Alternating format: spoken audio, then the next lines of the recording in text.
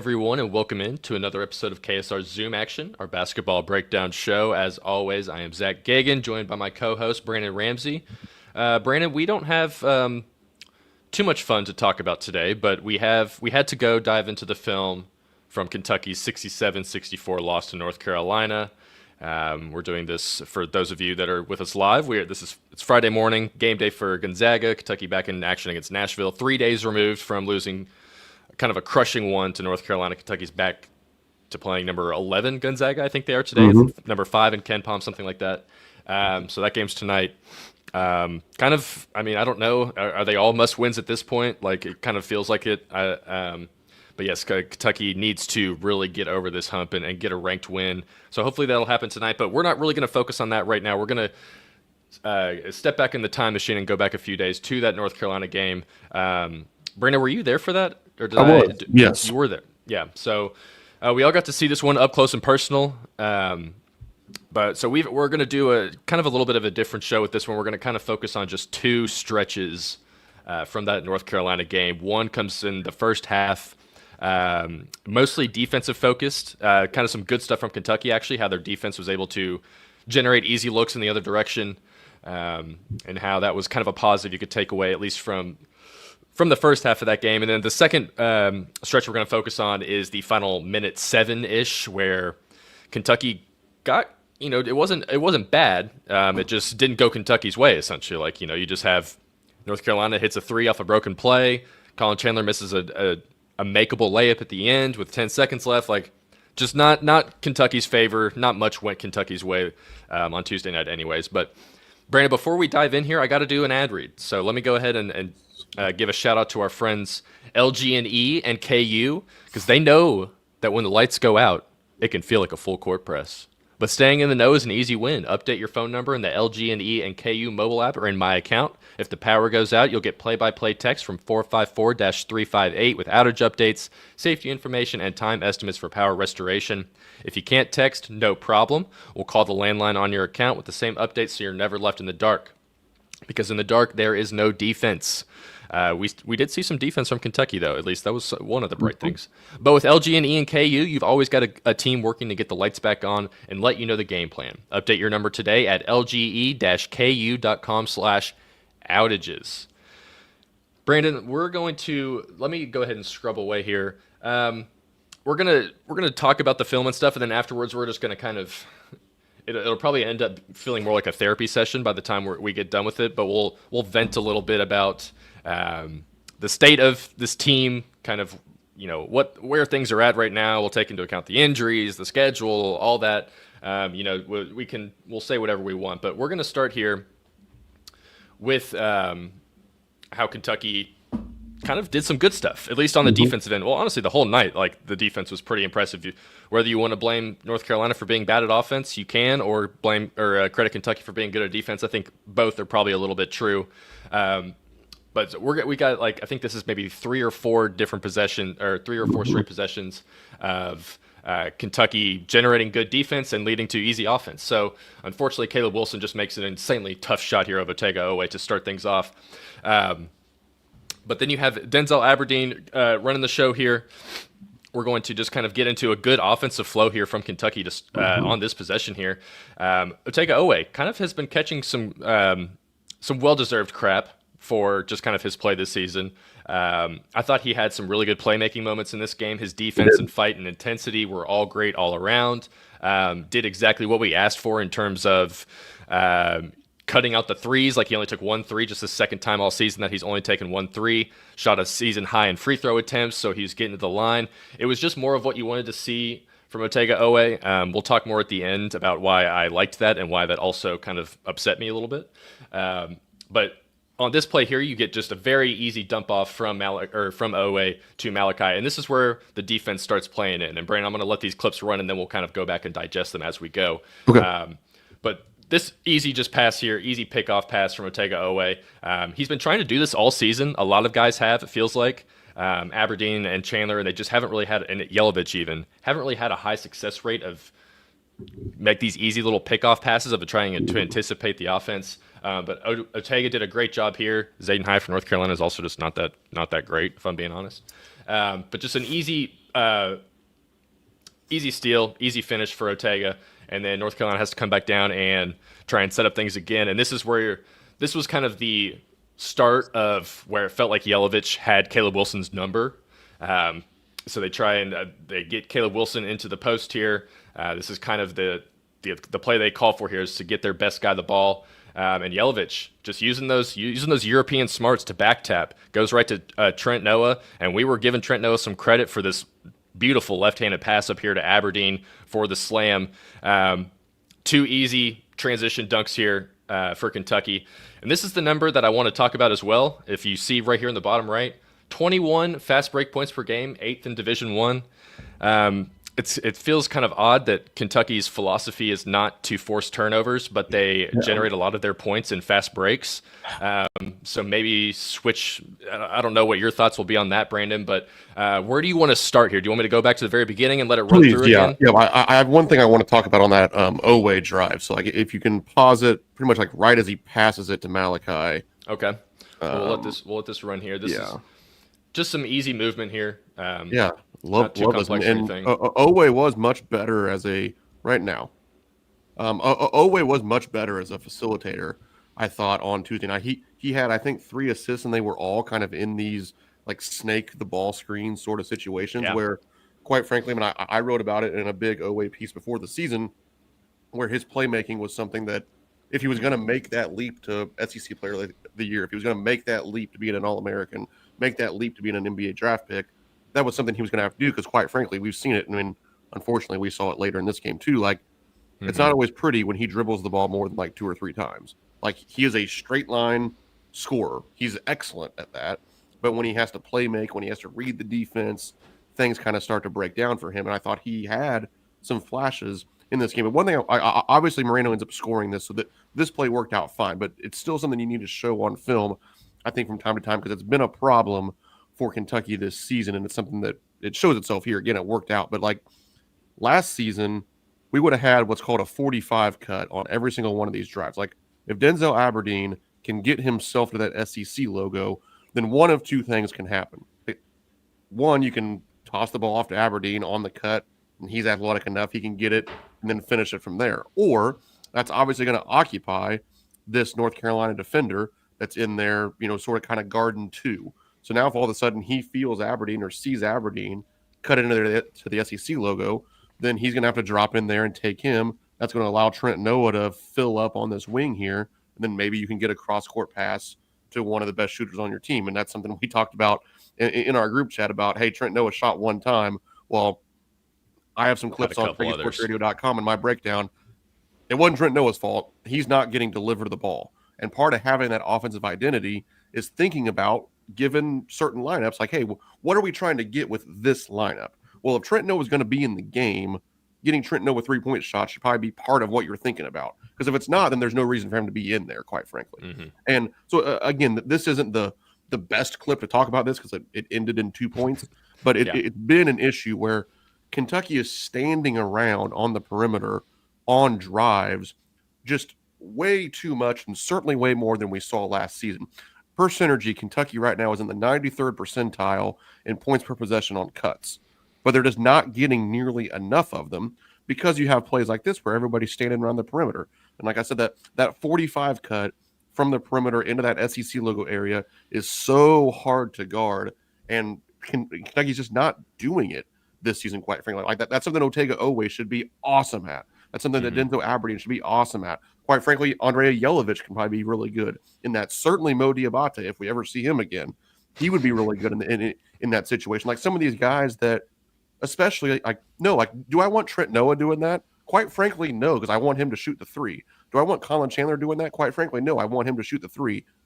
But we all know it as well as anybody. Like, it's not like this team is loaded with Kobe Bryant and Kellen Grady. It's like, let's get these dudes into the freaking paint and get some more layups. So again, it worked out here, but I thought this was actually a good, when you paused it there earlier, it just kind of hit me like, oh, wow, this was a perfect situation for something that's kind of been bothering me to start this season.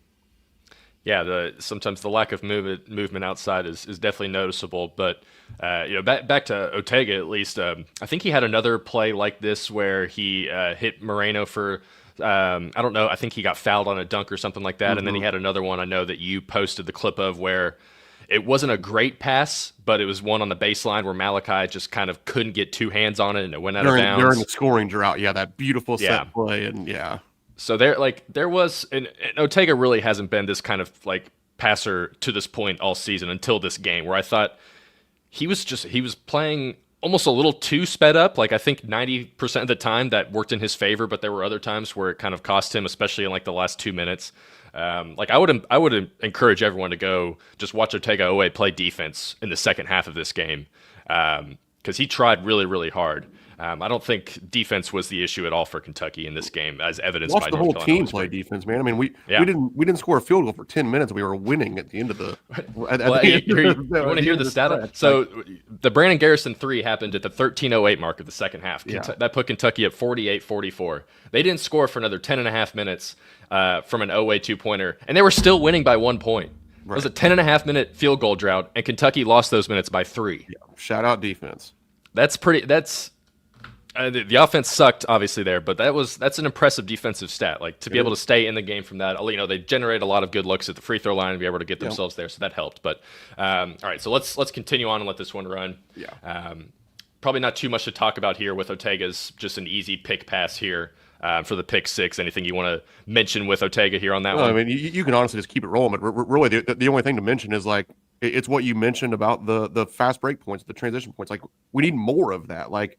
Mm-hmm. Honestly, at this point, I'm okay if you get burned once or twice a game. Like, let's try to generate more of these turnovers because we know offense isn't coming easily for this team. So, if it means you give up a couple of layups, you give up a 3, like, we're doing some of that stuff anyway. So, like, let's at least try to generate some havoc at times. And I think, obviously Ortega Oweh can be one of the best at that, but we have other athletes, Denzel Aberdeen, Colin Chandler, all these guys. Like, they should be flying around more on the perimeter and getting a few more plays like that because it is a strength of Kentucky's, but it does seem like that it's a game plan, it's a structural thing where like that's just not what they want to do. And far be it from me to tell Coach Pope how to run the defense, but I think it's something worth looking at of like, would there be a fair trade-off here to be more aggressive defensively, therefore maybe give up some more open looks, but if that can generate 4, 6, 8 easy fast break points a game, I would argue it's probably worth it. Yeah, it's hard to for us to sit here and say that they should change the defense after they just gave up 67 points. So I understand, like we understand that, but then you look back to the Louisville Michigan State games, and it's like Pope has said that the goal of the defense is not to try and turn people over, but when you're getting in situations where you can't score a field goal for 10.5 minutes, maybe you need to lean more into trying to create more havoc and just getting yourself some easy points so you can actually just get yourself in a little bit of a groove and in that scoring drought. Because really, I mean, Kentucky was just a couple of like consecutive baskets in a row from winning this game in the second half. They just couldn't do it. Yeah.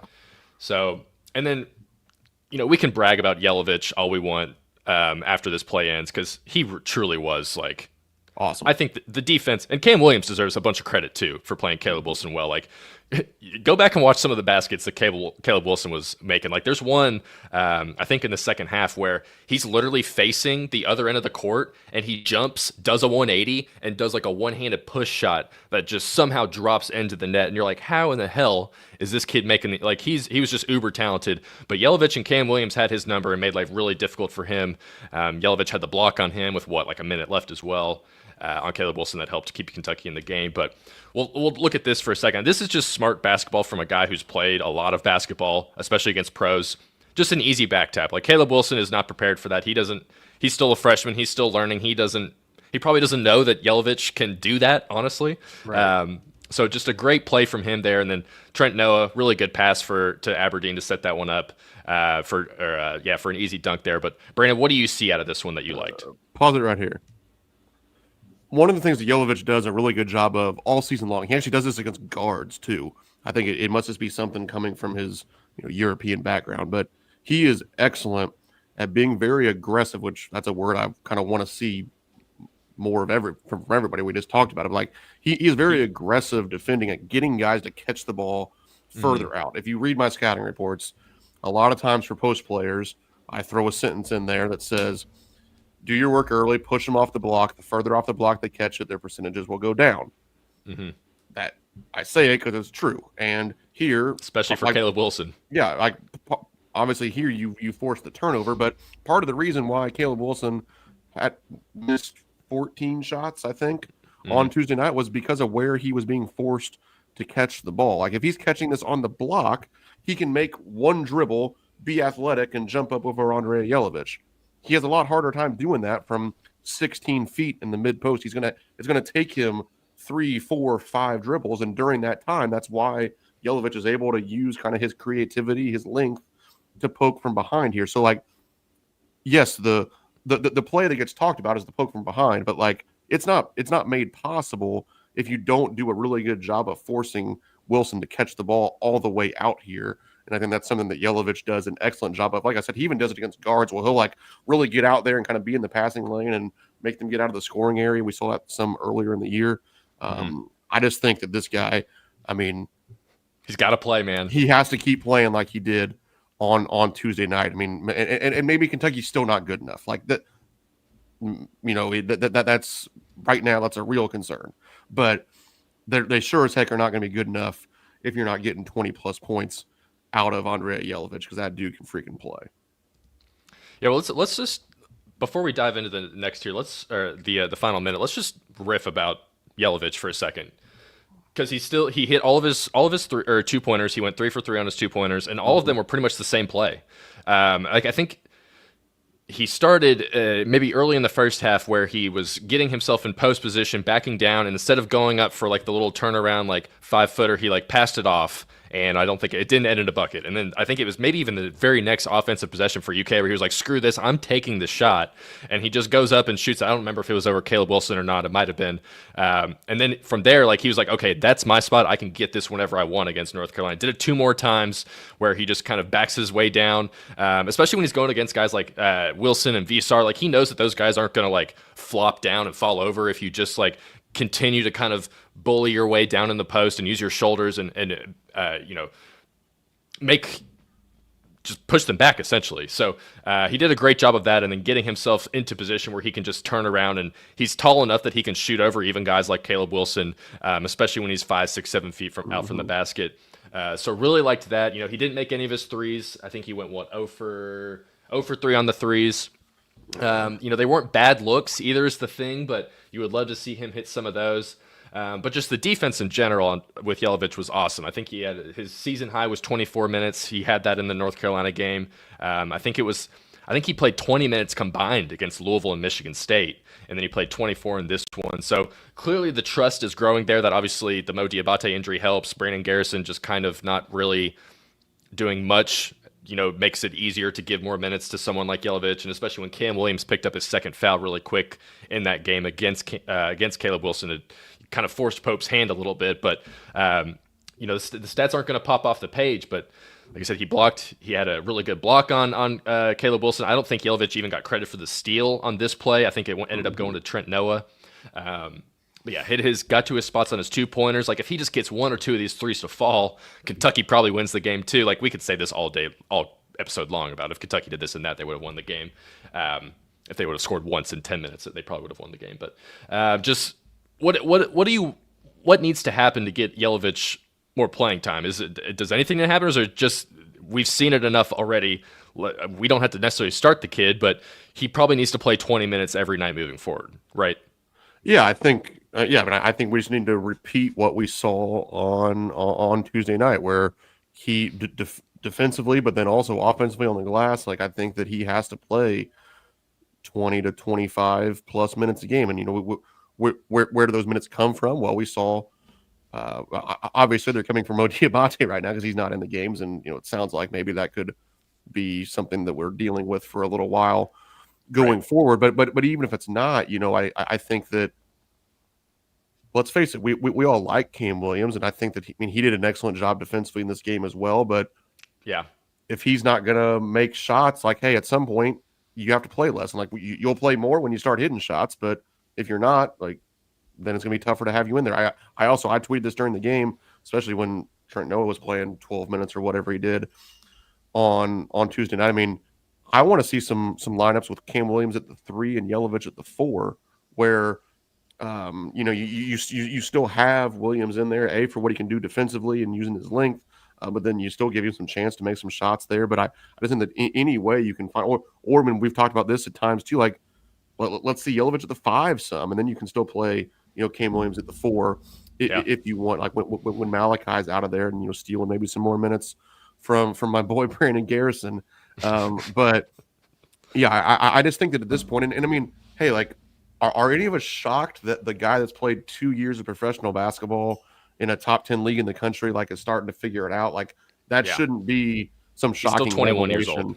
Right. So I just think that, we're still only scratching the surface of what we're going to continue to see from Andrea Yelovich. And I want to make sure that he's getting the minutes that he needs to really get to where I think he can go, especially right now when you're in a situation where you are searching for answers. Like, it ain't going to get worse, folks. Like, we've lost to the 3 good teams we played. Like, if you lose to Gonzaga, your backs are really against the wall. Like, I mean, there's no reason to not start taking some chances, quite frankly, because what you're doing isn't working.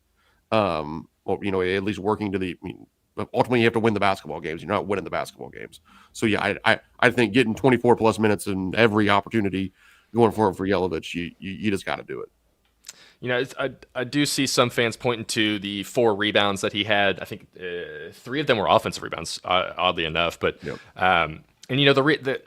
The rebounding was its own issue. What was it? I think it was 20. Here I think it was 20 offensive rebounds for North Carolina for 22 second chance points, and part of that is just Caleb Wilson and Visar are just so big, and Kentucky definitely could have done a better job of that. Maybe Yelovich could have been able to grab a few more, right. But it's hard to grab all these rebounds when you're trying to defend Caleb Wilson the whole game and do both those things. So I think 2 things could be true at once, where maybe it's not his fault that he wasn't getting all those rebounds, but he probably should have gotten a few more. Right, yeah, and I wanted to talk about that too, because it was something that came up over the last couple of days. So, I mean, yes, objectively, 1 defensive rebound in 24 minutes, you need more of that from Yelovich.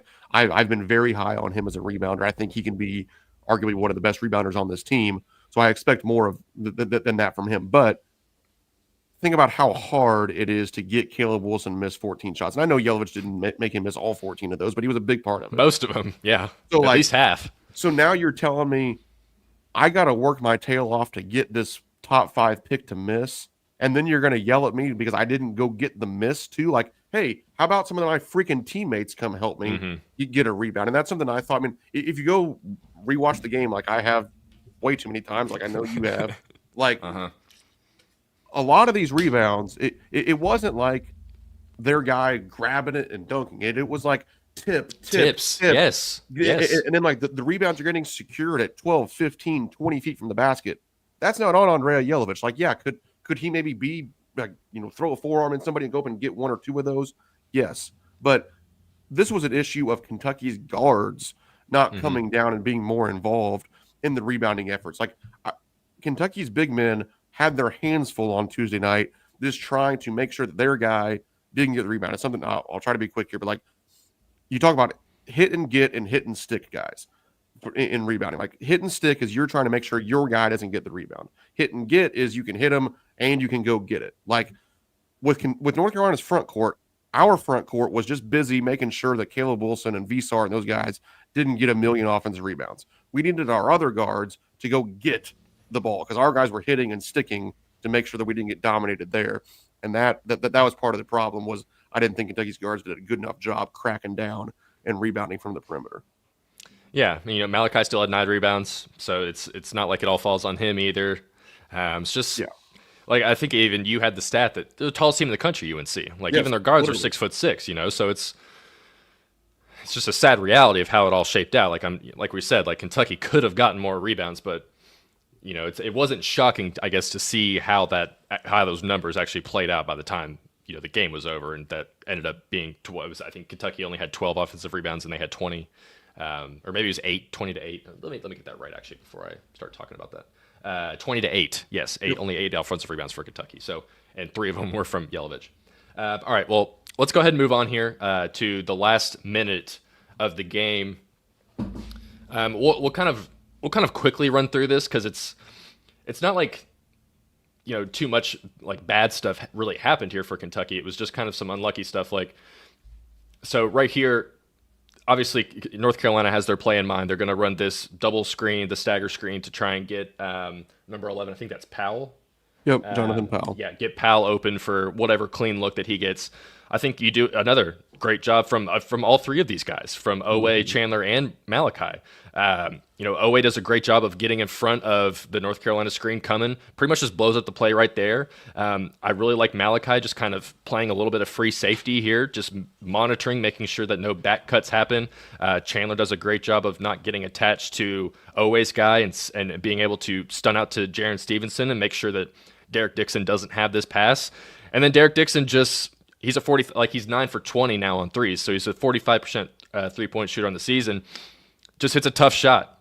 Like he even said in the post game, he said the play broke down and I had to go make a play. So I just shot it up and it went in. So, maybe you could do something different there. Maybe Aberdeen can play a little bit tighter, but there's, that's just kind of a good player outplaying Kentucky on defense. Yeah. So, really not much you can do there. And then I think this is a great play from Colin Chandler. Gets Malachi up for a screen, switches himself onto the slowest guy on the floor, and then just uses his athleticism and speed to easily go by him. Really, I think you even pointed this out before we went on. Look where Colin Chandler jumps on this play. We know he's got athleticism, but he's jumping from the SEC logo. You almost think he's going to dunk it when you're... That's an NBA finish. Yeah, we almost think he's going to dunk it when he's right here, and then avoids Caleb Wilson, who Caleb Wilson got him twice on the little Iman Shumpert move where he just slapped the ball down before a guy's going up. He had a fast break dunk that got blown up because Caleb Wilson got there. Not that time. It was really good maneuvering from Colin Chandler, some acrobatics to get himself that 3. And then I know they call a timeout here, so we'll scrub ahead a little bit. So now tie ball game here. Let's see how this plays out here. And that's right. So Vsar comes up to set this screen. And this was my big question for you, Brandon, is it feels like Denzel should go under this screen. Maybe if he's 3 feet back, because I think it's Dixon who has the ball here, correct? Yeah. So Dixon just hit the big 3. So I understand you want to try and push him out, or maybe not let him have that open 3 by going over the ball screen. But you're so far out here that you just kind of put Malachi in no man's land. He's on a 2-on-1 right now. You've got to have Colin Chandler or Oweh kind of stunt in. Yelovich is in a bad spot on the baseline because he's guarding the best player on the floor. And it just allows Dixon to get himself an easy layup. So that's a tough play here. And then we'll scrub along here to the final one where Kentucky gets not a bad look at all to try and tie this game and send it into overtime. Colin Chandler kind of in this similar spot, not necessarily the same play, but again, gets a switch. Malachi Moreno sets a nice screen to get Jaren Stevenson on to Colin Chandler. I don't know if that's a great matchup that you necessarily want because Jaren Stevenson's really long, but Colin Chandler does a really good job of getting himself in position. I mean, if you look right here, you think that Colin Chandler's probably going to score this especially because of what he just did 30 seconds ago, but it just doesn't fall in, and it's just tough. That's just kind of how basketball plays out.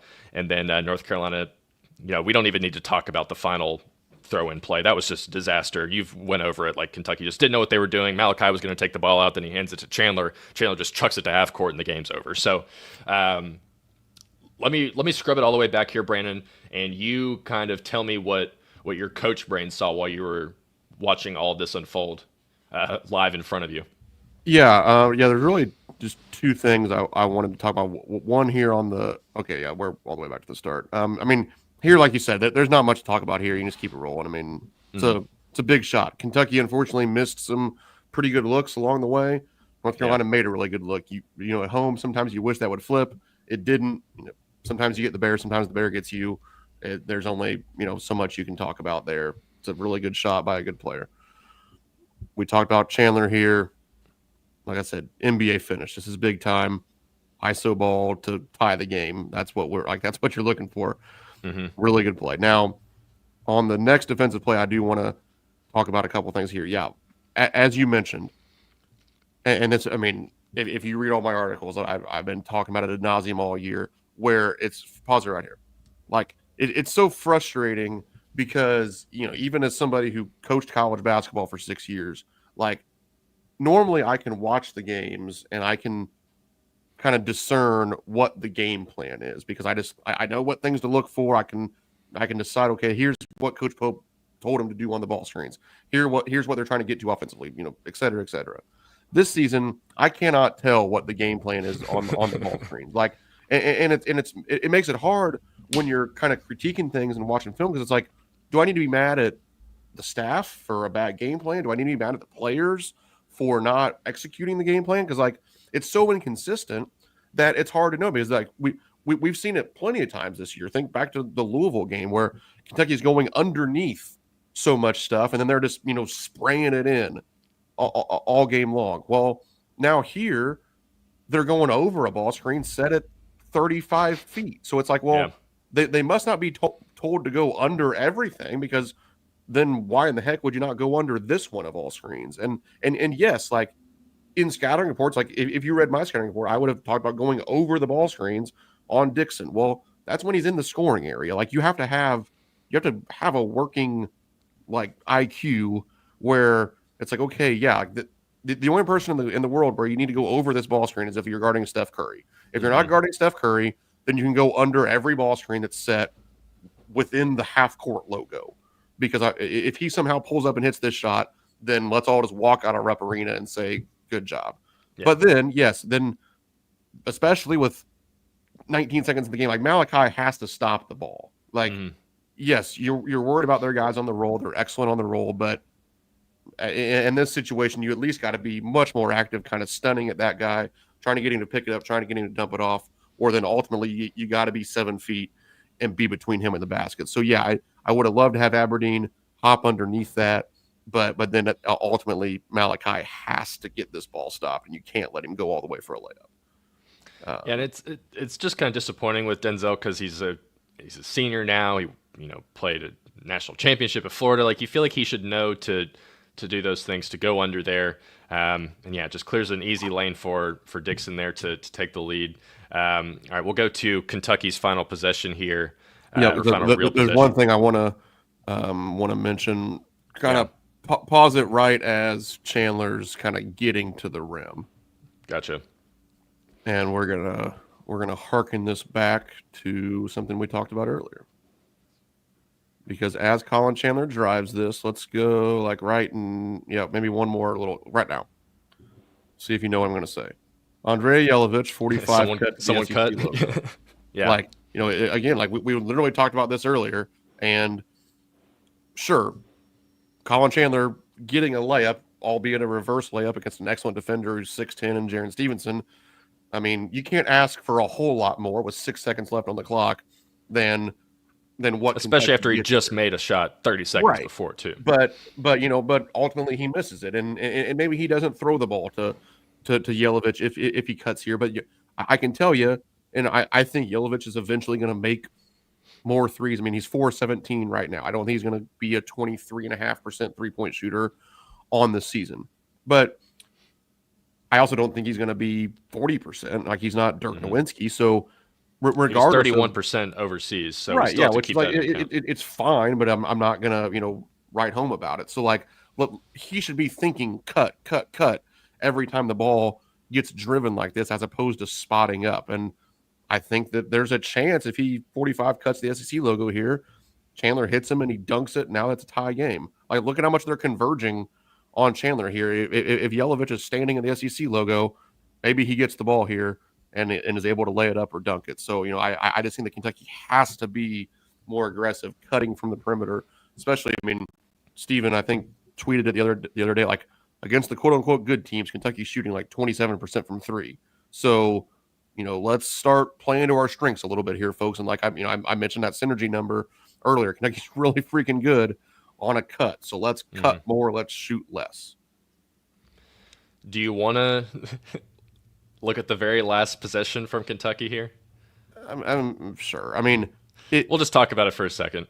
Yeah, like and I probably should have. I mean, it's part of the problem with Twitter. There's 280 characters, but like they know what play they're running. Like, like they have a general sense, like they're getting to the positions where they're probably going to try to throw it about to half court. It's like the old Bryce Drew Valparaiso play. Then like, the two shooters are going to run down the sidelines. You're going to try to hit in the head to somebody. But the problem is like I said, probably like the third practice of the year, you essentially held auditions for who's going to be your inbounder in this situation. I mean, heck, we used to do it when I was coaching.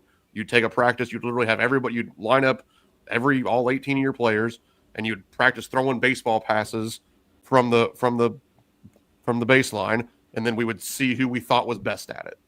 And then that person was the designated inbounder. Well, here, clearly, and again, like, yeah, maybe it's a sophomore and a freshman screwing it up and not thinking, but like maybe this is a structural problem where like Kentucky just hadn't talked about this enough for these guys to know. Like it should be like so second nature. I mean, heck, I think Will Stein talked about it in his press conference, talking about, putting in, like, I forget, I'm going to butcher it, but like he talked something about this of like, getting the little things in early, like so that they're second nature when the time comes for your fourth down plays, whatever. Like, well, this is a fourth down play here that you got to convert, and Kentucky essentially doesn't know what the heck's going on. And then, okay, fine, like you screw up the out of bounds part, but then like we're at a 1 count, and Colin like clearly Malachi's not where he needs to be yet. Like, slow down, take a breath, and let's get set up. And then, Colin Chandler just lets it chucks fly. It. Yeah. And yeah, so it stinks. I mean, I mean, this isn't why Kentucky lost. Like needing some miracle 3-point shot to tie the game and send it to overtime isn't what we were looking for. Like not scoring a field goal for 10 minutes, giving up, letting North Carolina get half of their misses on the offensive glass. Like those are why you lost this game, not because you screwed up the last play. But I do think it was an unfortunate encapsulation of some of the fans' frustrations with this team of like, it just seems like last year when it seemed like preparation was like just elite on both ends of the floor, quite frankly. Like Kentucky struggled defensively quite a bit last year, but it always felt like you kind of had a plan. And then offensively, they got progressively better, like marketably better over the year. Right, exactly. And offensively, it was just execution to a T, game after game. And then this year, it just kind of feels like nobody's always quite sure what's going on. And that play was an unfortunate example of that. But we get another chance to do it again tonight, good, bad, or otherwise. So we'll see how it goes. Yeah, we'll wind down here and just kind of talk some big picture stuff. I think it was Kevin Sweeney who had a good tweet. Mm-hmm. I think you know what I'm talking about, Brandon. We're basically saying, if you're going to go away from your system of all these 3-point shooters, you have to go get top-end talent. And the sad reality right now is Kentucky just, and I know some fans hate when it's brought up, but you just can't not talk about all this without mentioning that there are 3 potential starters on the bench. Like, all that stuff legitimately matters. Like, I don't care what other people say. If you were down 3 guys like that, like, it's just going to be tough. Like, I know that JQ hasn't played, so he's not really factored into how the season's gone so far, but like, if Jalen Lowe plays to be the starter, you don't have a starting center because you recruited Jaden Quinn. It's like, you should count him as a starter. But the overall point is the talent here is just, it's like what Kevin Sweeney said. It's not top end. Like, the guys that got brought in are just not top end talent guys. And that is really just the issue right now. Like, that's why Kentucky went 10 minutes without scoring a field goal. They just don't have. If you have Caleb Wilson, you ain't never going 10 minutes without a field goal. Yes. I mean, Caleb Wilson was 5 for 19. He still had 16 points, 12 rebounds, 6 assists. Like, the kid was still the best player on the floor, even though he didn't shoot the ball well at all. And he was getting locked up by Andrea Yelovich and Cam Williams. So the talent is just like, it sucks. Like, they're just not, like, that's just kind of, it is what it is right now until all those guys get back, whenever that happens. And then even if that happens, like, how high is the ceiling even at that point if all 3 of those guys do end up playing by January 1st or something like that? Like, is the ceiling still what it was when we were talking in the preseason? Probably not, because the guys around him just kind of aren't what we all thought they were, at least not yet. I mean, there's still time in the season to go. Everyone can still get better and learn how to play. But another point I want to make is, like, I really liked what Otega Oweh did in this game. Like he's probably the one. Like, Yelovich played well on defense. Like, Cam showed some moments. Colin had some good finishes. Aberdeen was kind of all over the place, if we're being honest. But Otega-Oweh was really, really good. I thought pretty much for like 95% of this game. There was like there was a bad defensive play from him, like in the final 2 minutes that kind of will cloud some of that. But what I saw from Otega on Tuesday night actually pisses me off, because that was the hardest he played all season. Mm-hmm. And now I know that that's what he can do every game. So maybe it was just a ramp up from the injury. Like maybe you can use that excuse a little bit. But the fact that he didn't play that hard against Michigan State and Louisville is really, really disappointing when you know that he can play that well. Like I've never seen him. Like I don't even know if he was playing this hard last season. I mean, he was running so hard that he actually he got himself in trouble a couple of times with fouls because he was pushing guys in the back, almost playing too fired up. And I'll take that at this point. I'm perfectly fine with that. So, but I just thought he played so well, and it's disappointing that it took until game 8 when the team was backs against the wall and you finally had to see it from your best player. That's just disappointing. So, and if Otega doesn't give the same type of effort tonight against Gonzaga, it's gonna be what the hell's going on, you know? Because he's the SEC preseason player of the year, and he didn't play like it all season until Tuesday night when they still lost by 3 to a North Carolina team that isn't that good. So that I wanted to get that off my chest because I'm a big fan of Otega, but in a way it really makes me mad that the effort just clearly has not been there, and it's just a matter of him turning it on and turning it off. So that's really frustrating. Brandon, do you got any other big picture takes that you kind of want to talk about right now? I mean, I don't want to go down this road too much, but heck, we'll do it anyway, and then we'll kick over to KSR. We'll start in about 4 minutes, but I do think, and I said this on the board, I know, again, people don't want to hear it, and people get frustrated with me because I'm too positive or whatever, but I do think that every critique you have of this team either needs to begin or end with the sentence "without 3 starters," because Kentucky is currently missing an all-conference point guard, a NBA lottery pick 5-man, and a versatile forward. If you remove those pieces from Purdue, from Houston, from Duke, from any team in the country, they're not going to be very good. Secondly, Kentucky has lost 3 games to top 16 teams. That does not necessarily mean that you stink. It means that you were struggling as currently constructed, but hopefully you get some of these guys back and you're a little bit better. Now, yes, it's December 5th now. You've played 3 of these games. You've lost them all. You do have to win the games eventually, or we're going to have some serious issues come March. But the good news and the bad news is you still have so many opportunities. Yes, that means the losses could pile up further, but you win a game tonight, you beat IU. Now all of a sudden you actually have a pretty darn good resume. All of a sudden, it can flip so quickly when you play so many of these games. So I'm discouraged because I want to win the games, and we spend a lot of money on this roster, and you don't want to be 5-3 now. But also, we have not seen this team as constructed, so it's really easy to get mad about the roster construction when you haven't seen the roster as constructed. And I think that we all deserve to give this team a chance. And heck, we might never see them at full strength, and that's a different issue for a different day. But I do think that, we're maybe a little too quick to kind of jump on some big picture things when we haven't even got to see the big picture yet. And, I'll digress from there because, and again, like I said, if the team we saw play on Tuesday night is the team we're going to have all season, it's going to be a struggle because that team, it is what it is. Can't score the ball. Yeah, but I'm not yet kind of putting the death stamp on this team, and we'll see what happens on Friday night. Gonzaga, it's another. I just put out a tweet there. It's another elite offensive rebounding team. It's going to be a problem on the glass. Graham Ike, Braden Huff, these guys are excellent in the front court. Kentucky's going to have their hands full in Nashville. But the opportunities. Well, they just played a team where their 2 best players were the front court guys, so you should be a little bit prepared for it. But kind of back to your point, I'm going to do another 2 things could be true at once thing. It can be true that Kentucky, it's not fair to judge this team based on having 3 potential starters all on the bench. But at the same time, this is how the roster was constructed. If those three guys are back, like Mo Diabate and Jaden Quaintance aren't hitting threes, Jalen Lowe's not going to come out here and hit 5 threes a game. Like, you're still going to be kind of in the same offensive situation you already were.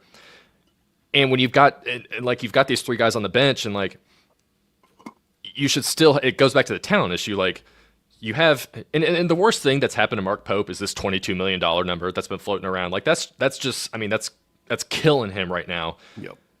Because of all the stuff we're talking about. Like, if you've got three guys that are on the bench right now, you should have three other guys that can, or three guys hurt. You should have three guys that can come off the bench that can actually play basketball. And maybe that's a little much. Like, I'm probably being a little harsh there, but like, they should be better.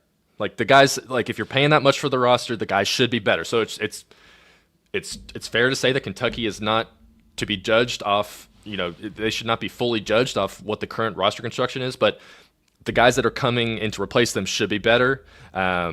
The evaluation should have been better, and there's just no, like, even if those guys are healthy, you're still not a team that's going to be shooting 40% from three every game, because those guys are not going to help in that regard. They're just going to more help you with defense and rebounding. And at least with Jalen Lowe, you can, because, I mean, Aberdeen really, really was sped up against North Carolina. Jalen Lowe wouldn't be as sped up like that, or if he is, it's going to be a little bit more calculated.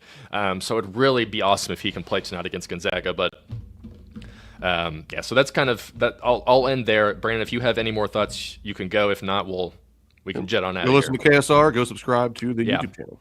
Yeah, Kentucky versus Gonzaga. I think it's 7 o'clock, 7:30, maybe 7 o'clock. Yeah, on ESPN2. I think Gonzaga's a 3.5-point favorite. They opened as, so I think it might be up to like 5.5 now.